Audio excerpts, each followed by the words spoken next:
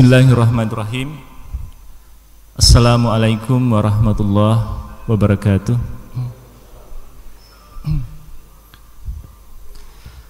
Alhamdulillahirabbil alamin.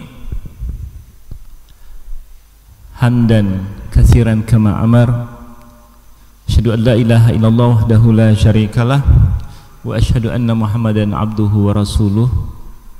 Allahumma salli wa sallim wa barik ala sayyidina Muhammadin wa ala alihi wa sahbihi wa man wala. Yang saya muliakan ketua dan segenap pengurus dari Masjid Puri Cinere,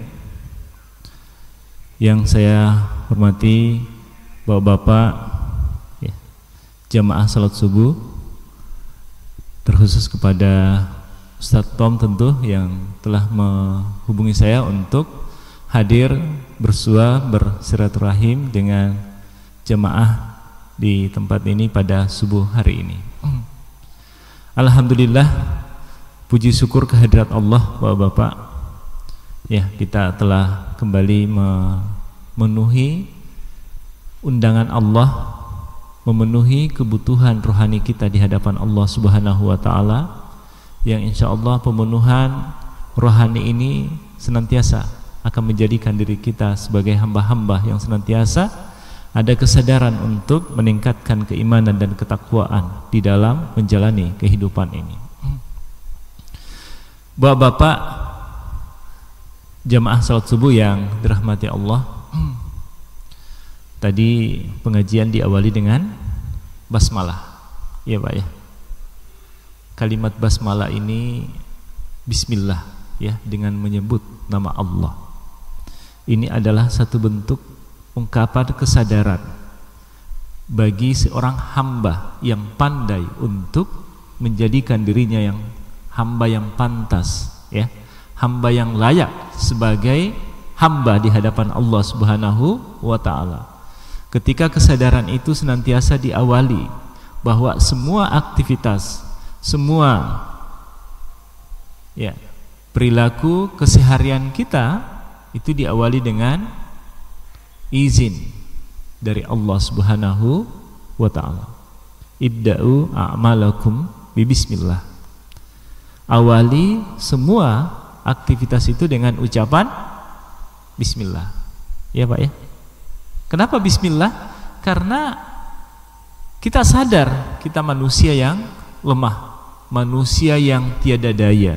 Kekuatan itu hanya bersumber darinya semata.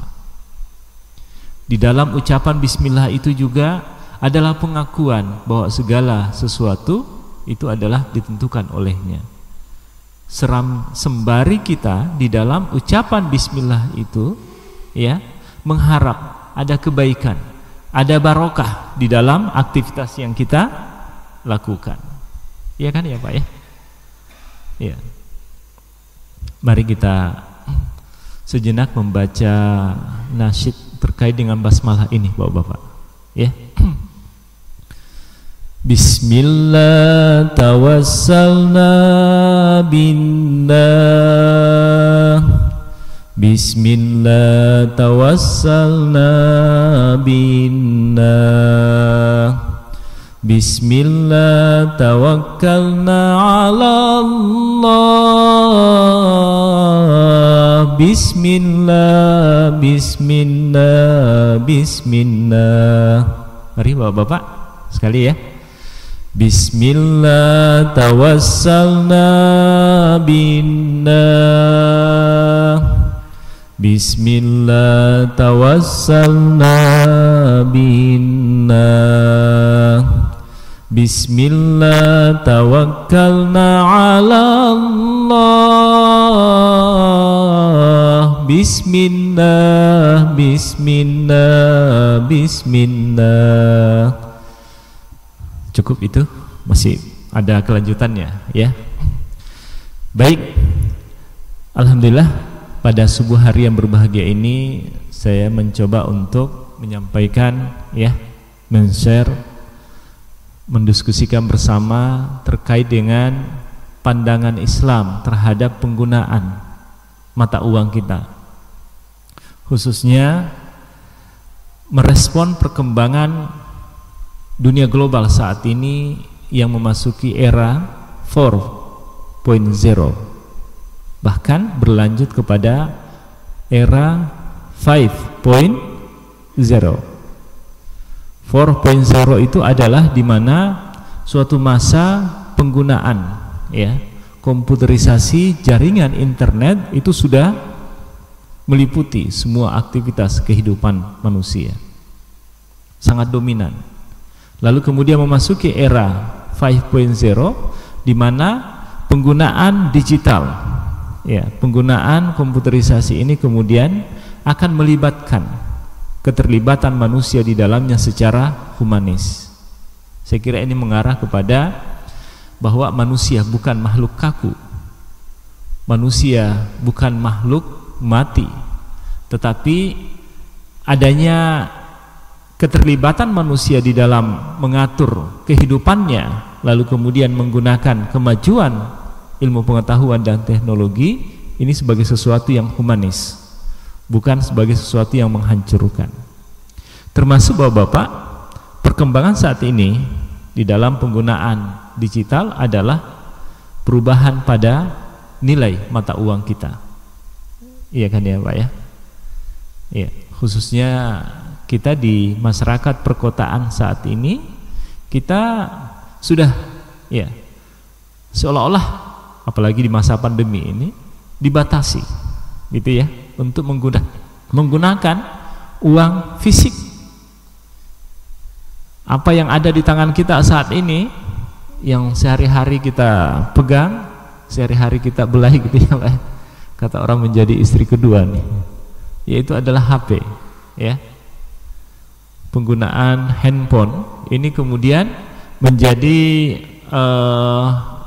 sesuatu yang nampaknya hilang kalau kita tidak sentuh, kita tidak pegang gitu ya Pak ya. Iya, bangun tidur yang dicari HP gitu ya. Apalagi anak-anak kita, waduh, ini sesuatu yang mengkhawatirkan terkait dengan perkembangan anak-anak yang hidup ya di masa milenial ini, yang tidak lepas dari gadget itu ya. Nah, salah satu pemanfaatan positif dari handphone itu adalah bahwa transaksi malia ya, aktivitas bisnis ya, itu banyak-banyak dimediasi, difasilitasi oleh handphone itu ya. Lalu kemudian salah satu penggunaannya adalah kepada transaksi jual beli, transaksi bisnis ya. Nah, kesemua ini menggunakan bukan lagi dengan uang fisik, tetapi uang digital, uang elektronik ya Pak ya. Iya, seolah-olah kita masuk ke swalayan, masuk ke toko-toko, masuk ke pembelanjaan, masuk ke transaksi usaha, bisnis dan seterusnya, itu adalah menggunakan uang elektronik, uang bisnis, uang digital. Nah, sekarang bisa jadi hal seperti ini akan memunculkan pertanyaan di tengah masyarakat kita. Bagaimana hukum penggunaan terhadap uang itu, uang digital? Paling tidak saat ini Bapak-bapak ada dua macam secara umum. Yang pertama uang elektronik, e-money ya. Yang kedua adalah uang kripto yang berkembang saat ini ya. E-money ya, kita lihat fisiknya dalam bentuk kartu ya. Kartu yang berchip ya, sebagai alat penyimpan mata uang kita. Ya. Yang kedua, e-money itu tersimpan di server. Jadi kita banyak melakukan transaksi malia saat ini dengan aplikasi ya, seperti misalnya Bukalapak ya, Shopee dan seterusnya. Mata uang kita itu ada tersimpan di server dari aplikasi itu. Nah, ini yang masuk dalam kategori e-money itu ya. Saya ingin mengawali pembahasan tentang uang ini gimana pandangan Islam, ekonomi syariah khususnya terkait dengan uang. Uang ini fungsinya, Bapak-bapak, itu adalah sebagai alat tukar, sebagai alat penyimpan nilai. Jadi kalau kita punya harta, nah itu biasanya dikonversi kepada nilai mata uang. Berapa banyak harta benda kita, ya? Berapa nilainya? Nah itu biasanya dikonversi ke mata uang. Lalu kemudian uang itu juga berfungsi sebagai alat hitung, menghitung sesuatu dengan mata uang. Iya Pak ya. Saya kira 3 fungsi itu. Uang itu bukan sebagai harta kekayaan, tetapi uang itu adalah sebagai pengkonversi terhadap sebuah nilai kekayaan.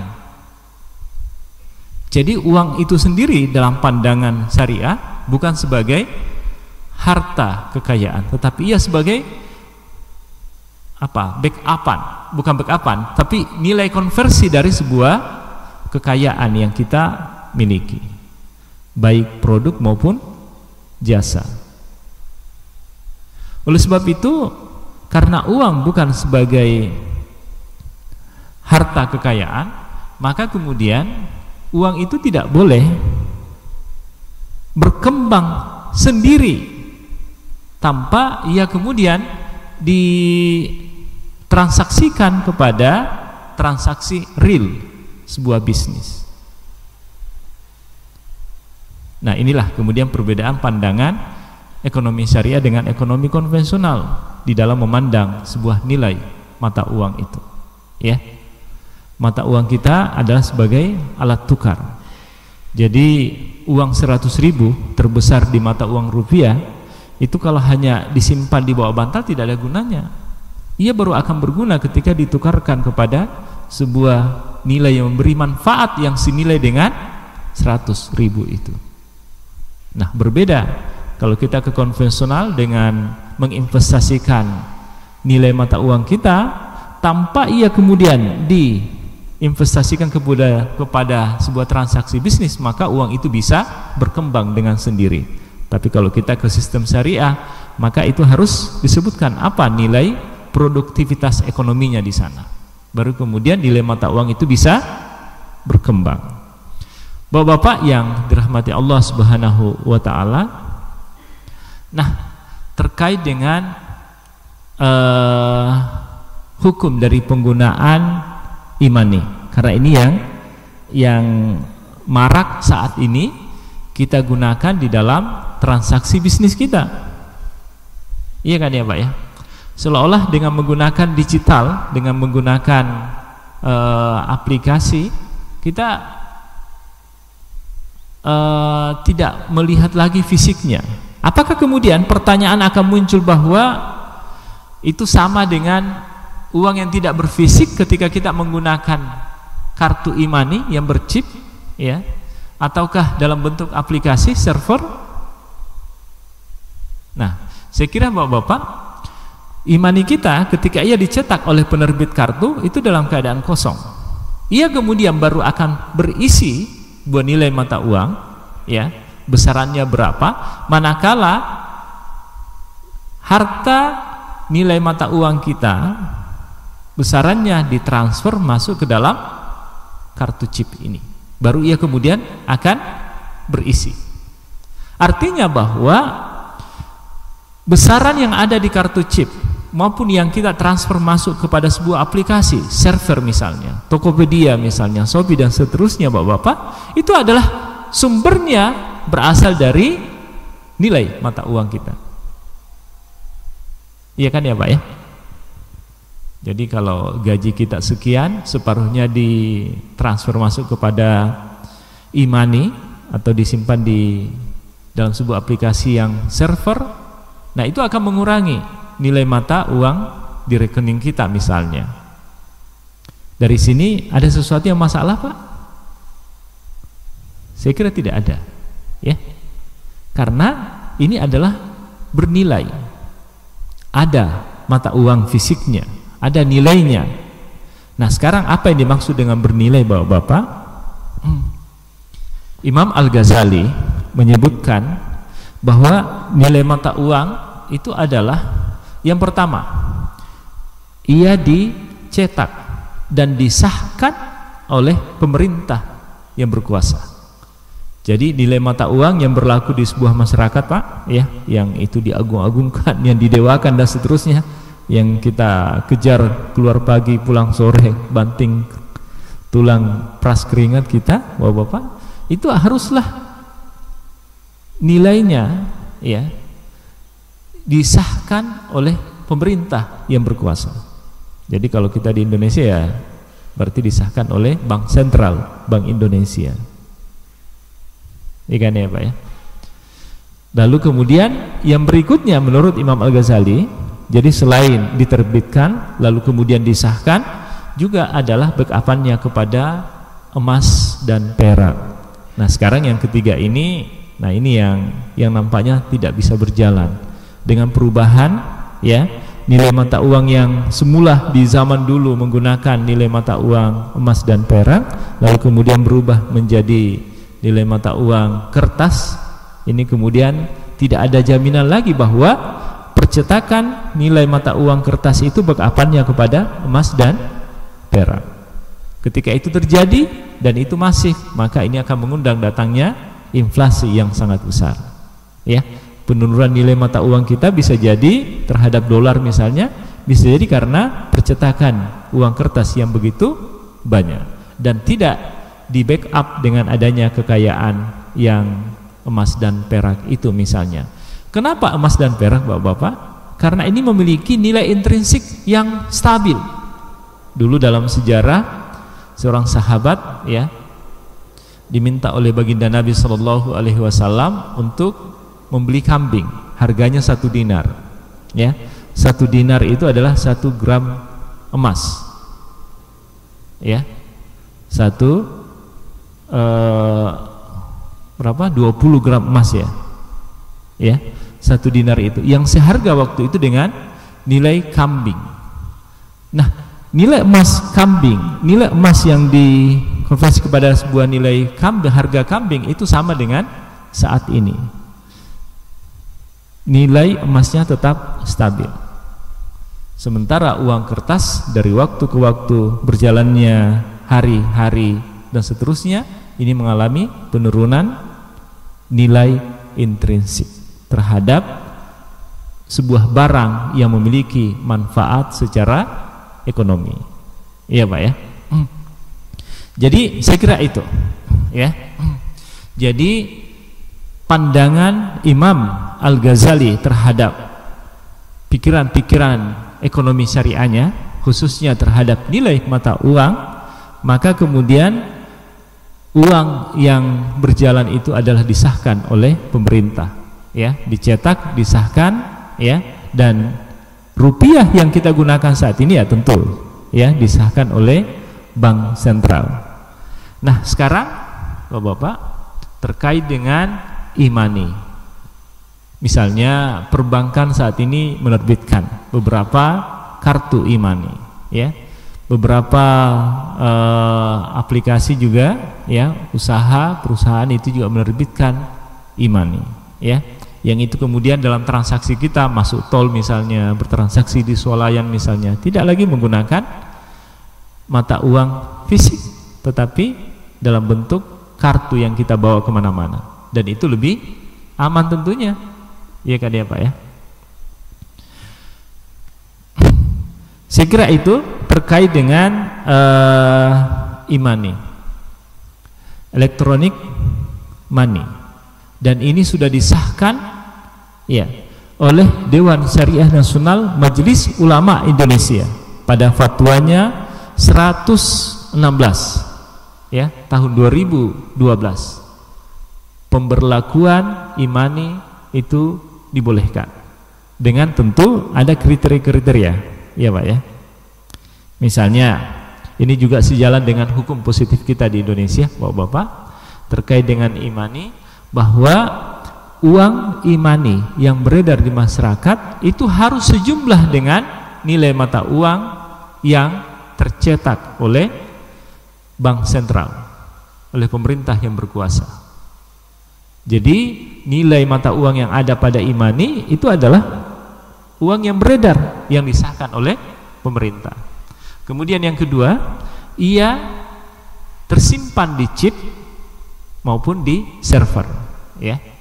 Yang ketiga, bahwa mata uang yang beredar itu bukan sebagai simpanan di penerbit bank. Nah, ini Bapak-bapak, misalnya Imani ini. Jadi Bank Mandiri mengeluarkan Imani, ya.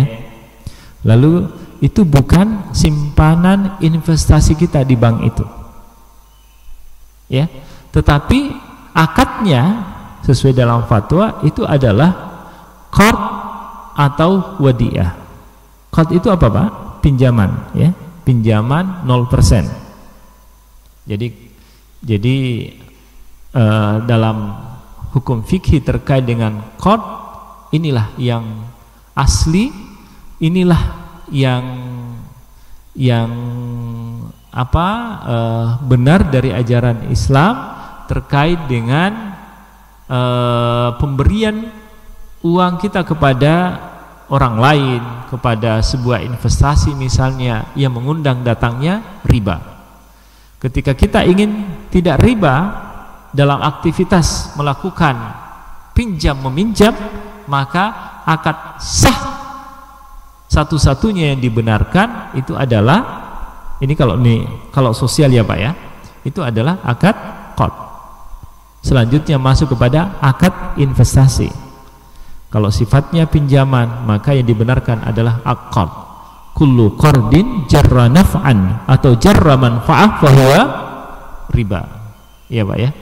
Jadi dalam transaksi keuangan kita ini sangat riskan. Ia akan terjebak kepada praktek riba. Sementara riba ini sudah benar-benar sudah mafhum kita bersama, ya, agama mengharamkan itu. Bahkan agama-agama samawi sebelumnya juga ikut mengharamkan itu. Terkait dengan riba ini, ya, nilai mata uang yang diinvestasikan tadi. Yang kedua adalah wadiah. Wadiah itu apa, Pak? Titipan, ya.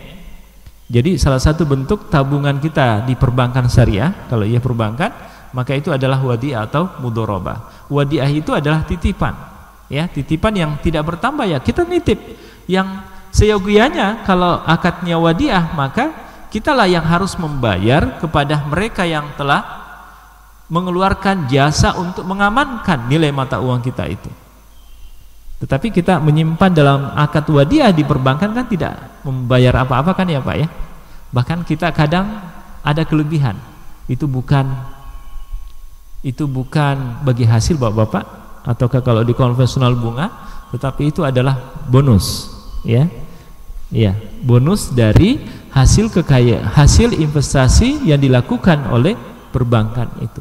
Jadi bentuknya uang imani, akadnya itu adalah qard atau wadiah. Kembali kepada aturan yang telah ditetapkan kriterianya oleh DSN MUI kita, bahwa itu bukan simpanan investasi di lembaga penerbit kartu itu. Titipkan saja Bapak-bapak, untuk kemudian kita bisa gunakan pada kebutuhan-kebutuhan transaksi malia kita. Ya. Ada satu lagi. Ya.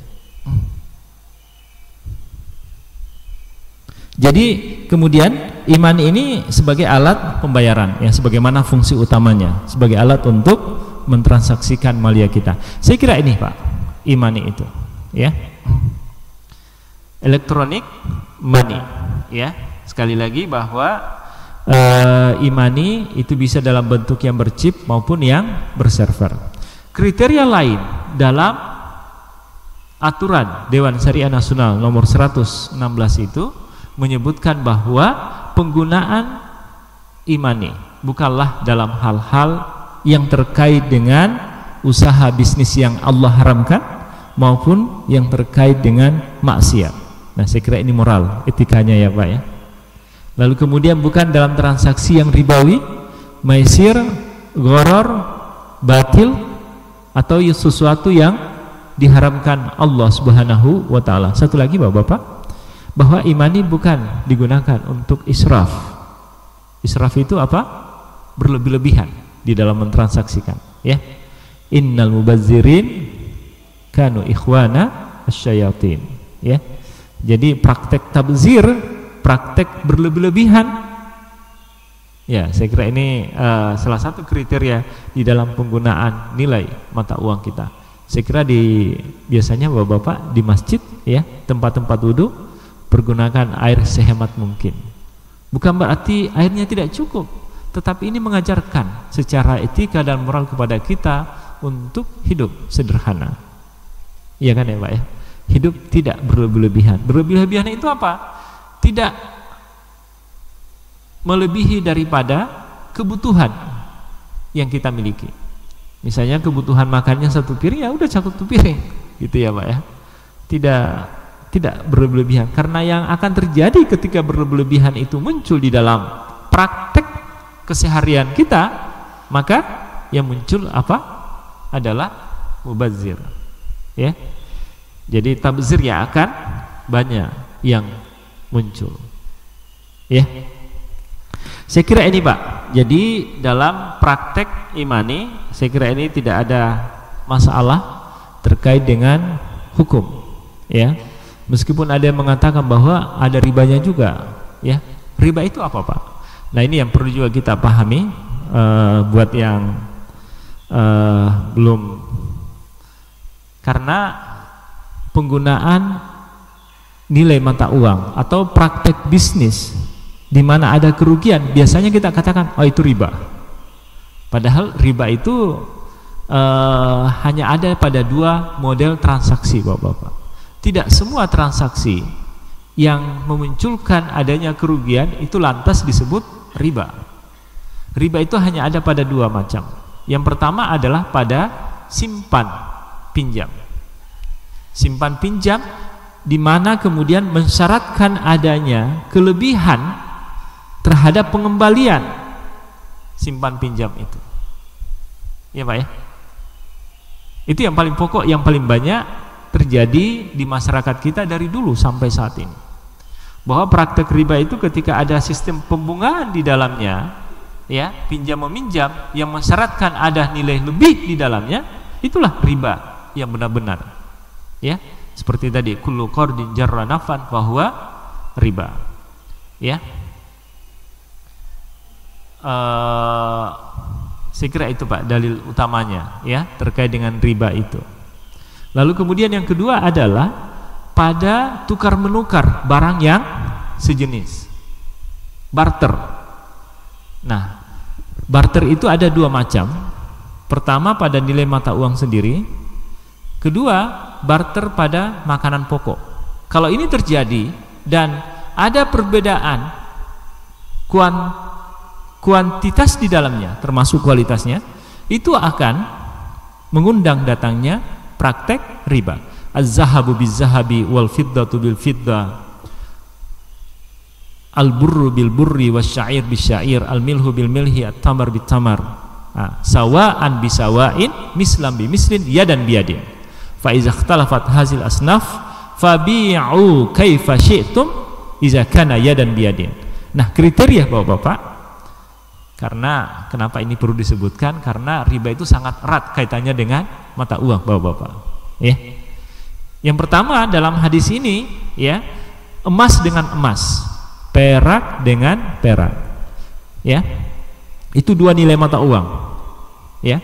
Lalu kemudian masuk al-burru bil burr. Al-burru itu semacam biji-bijian Bapak-bapak, ya, biji-bijian. Lalu kemudian asyair bisyair, ini gandum. Milh bil milh, garam dengan garam. Lalu korma dengan korma. Pada 2 jenis ini, nilai mata uang dan makanan pokok, apa kriterianya? Pertama, mislan bimislin, ya, kualitasnya sama. Lalu sawa'an bisawain, kuantitasnya sama. Lalu kemudian yadan biyadin. Yadan biyadin itu adalah cash on the spot pada saat itu, Jadi pertukaran nilai mata uang saat ini di forex, di SOR, Bapak-bapak, manakala jual beli mata uang rupiah ke dolar, rupiahnya saat ini, dolarnya bulan depan. Nah, ini bukan cash namanya, bukan yadan biadin namanya. Itu tidak dibolehkan dalam agama. Kenapa? Karena nilai mata uang itu ya adalah barang ribawi yang kriterianya harus ketat, tidak boleh menunda. On the spot itu jangka waktunya 2 hari, Bapak-bapak. Jadi kalau kita yang bergerak di bidang transaksi jual beli mata uang, maka kriterianya masa waktu yang ditolerir terkait dengan pertukarannya itu 2 hari. Kenapa 2 hari? Karena mentolerir, Bapak-bapak, di Indonesia misalnya dengan di Amerika, kalau di Indonesia tanggal merah tidak ada transaksi. Nah, batas waktunya 2 hari, Bapak-bapak. Ya, kapan lebih dari itu? Nah, ini mengundang datangnya riba. Kenapa riba? Karena nilai mata uang, nilai penurunannya itu, nilai fluktuatifnya, ya, seringkali terjadi.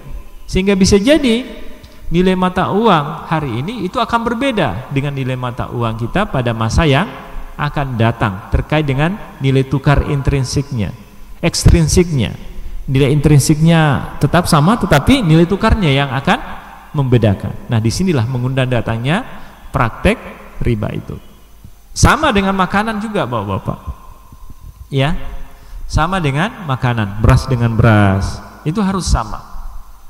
Tetapi manakala jenisnya berbeda, ya, jenis itu dolar dengan rupiah misalnya, ya Pak ya. Yang tadi tidak boleh rupiah dengan rupiah, 100.000 ditukar dengan 5.000, 5.000-nya tidak sampai kepada 100.000, itu yang dimaksud Bapak. Tapi kalau jenisnya berbeda, rupiah dengan dolar, nah itu kemudian kriterianya adalah ya dan biadin saja, on the spot atau cash tadi. Ya, saya kira ini riba itu, ya. Nah, sekarang di dalam imani itu selama nilai tukarnya, ya, pertukarannya itu tidak mengundang datangnya perbedaan waktu, maka saya kira ini tidak akan mengundang datangnya praktek riba. Dan sekali lagi bahwa iman ini sudah difatwakan sah oleh Majelis Ulama Indonesia. Yang kedua, Bapak-bapak, adalah cryptocurrency, ya, uang digital, uang kripto, ya. Uang kripto ini apa, Bapak-bapak? Uang kripto ini adalah sebuah nilai mata uang, ya, yang dipandang oleh para penggunanya sebagai alat tukar untuk memenuhi kebutuhan baik produk, barang maupun jasa. Yang penggunaannya ada pada kemajuan komputerisasi berbasis pada internet. Ya, Pak ya. Jadi cryptocurrency, uang kripto ini adalah tercipta, terlahir dari hasil kemampuan untuk mendesain, kemampuan digital, kemampuan elektronik seseorang untuk menciptakan sebuah nilai mata uang yang bisa digunakan sebagai alat tukar. Fisiknya tidak ada. Kalaupun di dalam internet kita biasa saksikan, Bapak-bapak, mata uang emas gitu ya, mata uang logam, koin yang berbentuk emas, lalu kemudian disebutkan bahwa itu adalah Bitcoin. Saya kira itu bukan, ya, itu hanya ilustrasi saja. Yang sebenarnya kripto itu tidak ada fisiknya, tetapi ia muncul di dalam digital internet, ya. Pemberlakuan kripto ini hanya berlaku di komunitasnya saja, tidak berlaku secara umum. Uang kripto itu sangat fluktuatif, Bapak-bapak. Saya menganalogikan bahwa uang kripto itu sangat fluktuatif. Ketika banyak yang demand-nya banyak, ya, demand-nya banyak, maka harga akan sangat naik, ya. Jadi uang kripto ini tercatat bahwa di awalnya itu tidak ada nilai, lalu kemudian beredar di tengah komunitasnya itu nilai tukarnya sangat melambung tinggi, ratusan ribu bahkan pernah jutaan. Tetapi pada saat demand-nya menurun, maka kemudian nilai uang kripto sendiri akan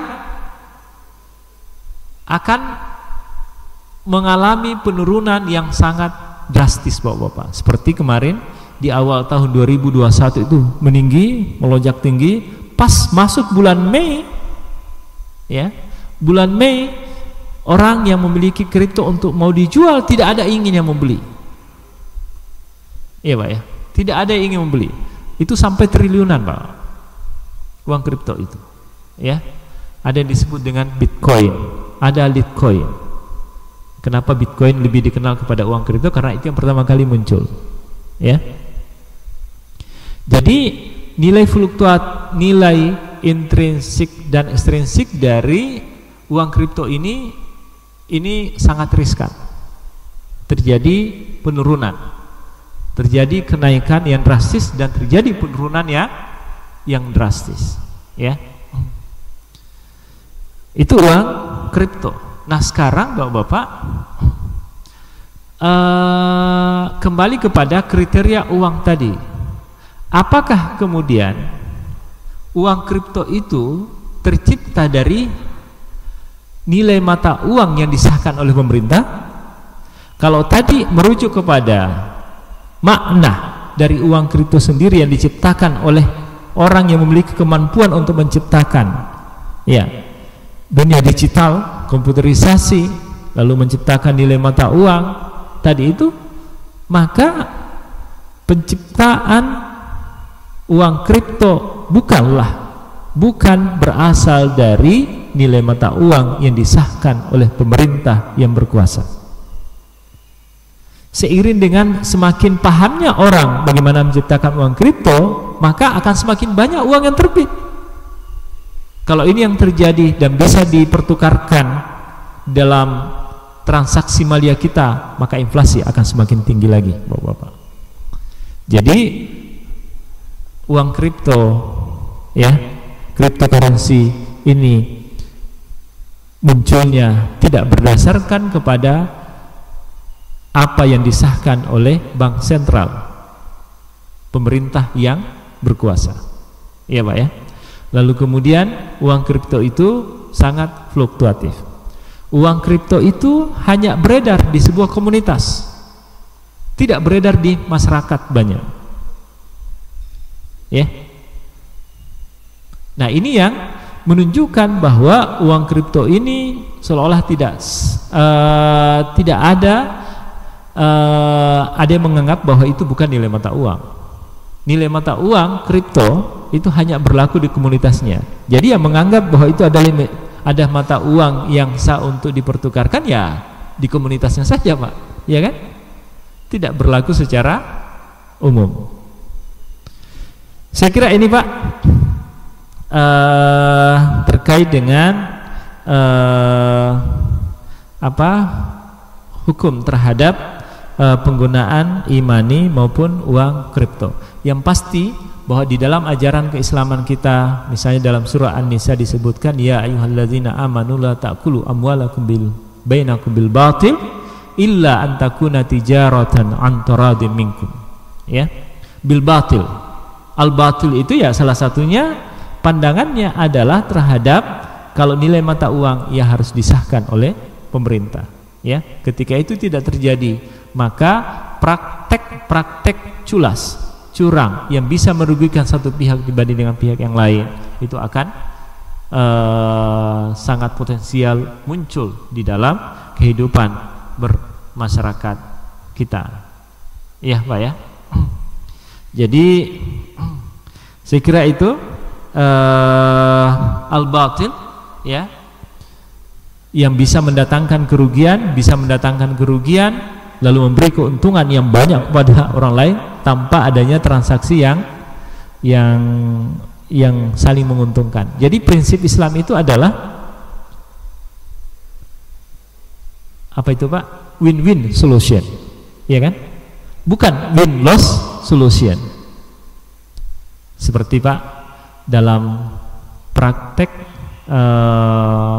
apa itu, Pak, judi, ya.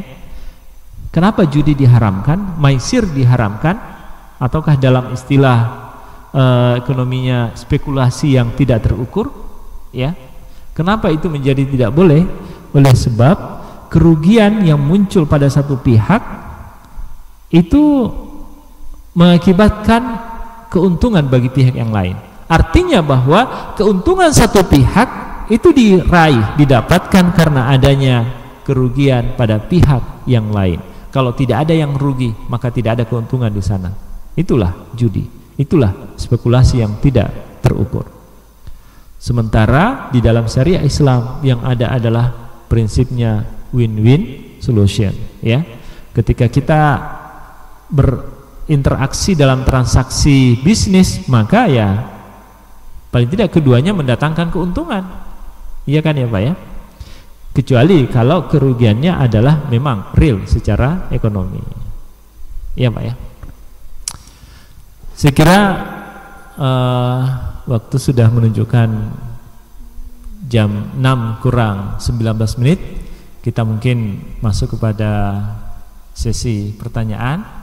Kalau ada yang mau menambah silakan Pak. Ada yang mau di-sharing boleh. Ada yang mau bertanya boleh. Silahkan Pak.